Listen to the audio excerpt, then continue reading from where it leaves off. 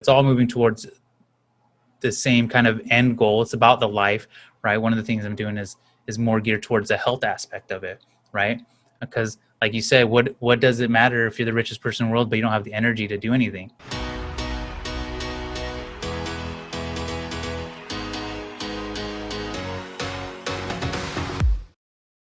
If you can go back, maybe just share a little bit of what it was like before. And then I'm curious, when was the biggest turning point? Just so we can just kind of examine your journey just a little bit for a moment. Oh man. Yeah. So going back, so I've always worked dead end jobs, right? Like just 9 to 5 customer service for the longest time I can remember, from when I first was able to work. And then, even after college, same kind of thing. Just went, found like a higher paying tech job support, on the phone. I just couldn't do it anymore. And then, so about 6 years ago, my wife, then girlfriend, got a job out here in California. And I was like, hey, I was just starting like my photography. Like I was just starting photography, and I was like, hey, maybe I would like to try and make this a business. And thank goodness, she was so amazing and like allowed me to like pursue this. Cause like, yeah, new state, we knew nobody. Like it was just the three of us, her and our dog. And, like I literally knew nobody here. And so I didn't even know what the Chamber of Commerce was. I didn't know what a networking group was. None of that stuff. And so we came out here. I had no clue how to run a business. I think like the second week or so, I like figured out how to file papers for a business, like for sole proprietorship and like all this other stuff. I was like building the plane and flying at the same time. Right. Right. I didn't have an engine. Maybe had like a little wing or, it was interesting. And so, once I found out about the Chamber of Commerce and networking groups, like, okay, like I got to do this. Right.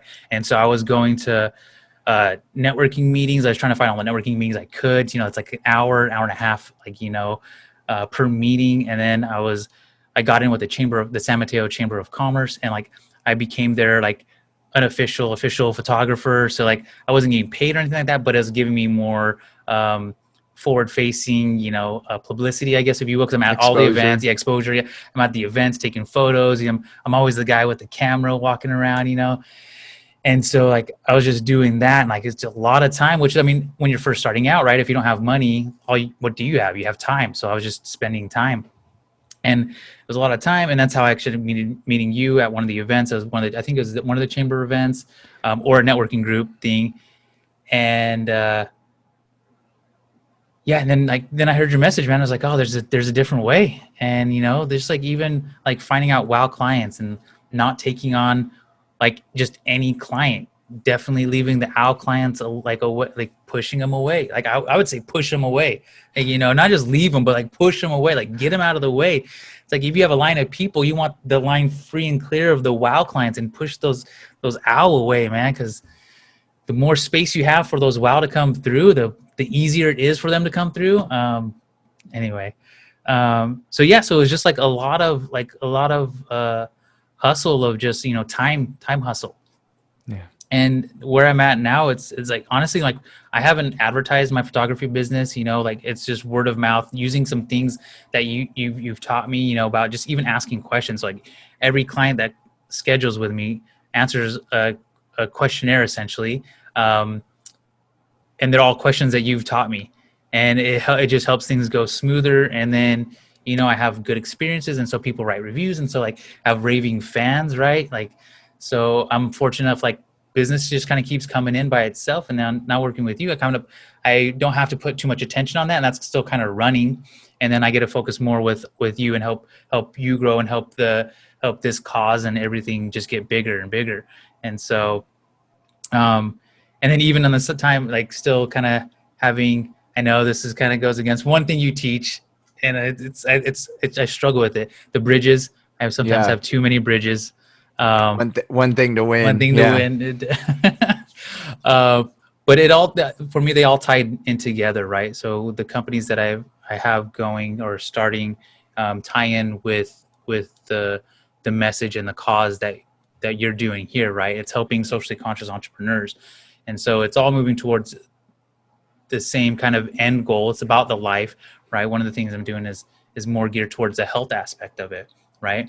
Because like you said, what does it matter if you're the richest person in the world, but you don't have the energy to do anything? Right. And that's the holistic approach that you're talking about, because ultimately we do a lot of that here. When you start getting through into our mentorship level or the things that we're doing, then we talk a lot about how do we take care of ourselves. So I think it's spot on. And even the wander working that you brought up, you and I've already talked about this. Probably the best thing is to kind of merge all that in. And, as the world opens up and we can start to travel again, then we're, our higher end clients that want to travel with us and go spend 30 days in another country. Those are things that you and I are going to be able to collaborate on even more, the way that we're building a relationship. And then it is one thing, then we're taking all these ideas and, just to be clear, when we say one thing, and just even for you, Jovanni, is that it doesn't mean have only one business. Many people have multiple businesses, but only focus on one. Give like 80 to 90% of your time towards one at a time. Which one are you going to build and put the focus on is going to serve you? That's one thing. I made a ton of mistakes, and I'll tell you, I'm even embarrassed to say I did it multiple times, even being aware of some of the times towards the end that I was like, oh my gosh, I'm doing the same thing again. But at least I was starting to notice it. And then that helped me learn past it. But many people, when I was a young entrepreneur, they're like, many streams of income, multiple streams. You have to have that. And you know what? That is true. That does give strength. And some people, even when I saw seminars, they would have like pillars holding up a roof. And then it was like, do you want one pole holding up your house, or do you want more poles holding up your house? And of course you want more poles. So then I started building all those. But you know what no one told me? And I guess I was at the wrong workshops or whatever, but none of them said build one at a time. And I was like building them all. And then they were all half built. And then I was like suffering, and, and I'm a tall guy. So like my house was really low, and I broke my back because I had to lean over because I couldn't get my house tall enough, because I didn't let one of the columns get tall enough to hold me. And that is obviously a metaphor, but I also at that time did have back pain. My lower back pain is pretty much gone. I used to have chronic back pain and throw my back out. That was from stress. Oh my gosh. Because I was trying to spin all these plates. Hey there, I want to give you something really big. It's called Clear Path to Customers. It's the way that we get the right language to get the right client. I like to call them your wow clients, so that you can have more results, more revenue, more raving fans, and more referrals. And I want to give this to you absolutely free. And all you have to do is go to stevenapolitan.com to check it out, or you can look at the description here. We'll put the details there. As always, remember, choose gratitude and create freedom.